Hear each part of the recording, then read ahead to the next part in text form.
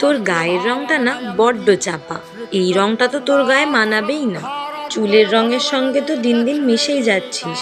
বলছি, কিছু মনে করো না কাকিমা, তবে তোমার মেয়ের এই রকম গায়ের রঙের জন্য কিন্তু তোমার মেয়ের আর বিয়েই দিতে পারবে না।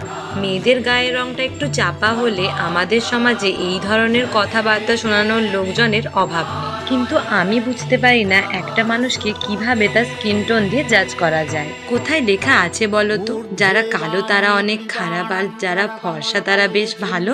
আমরা কত সহজেই মানুষের গায়ে রং, পোশাক আশাক আর বাইরেটা দেখে কত কিছু ভেবে নিই, তার সাথে সাথে আবার খারাপ মন্তব্যও করে ফেলি। আমরা ভুলে যাই আমাদেরই ভগবান শ্রীকৃষ্ণ আর মা কালীকে তো আমরা সর্বদা শ্যামবর্ণেই দেখেছি।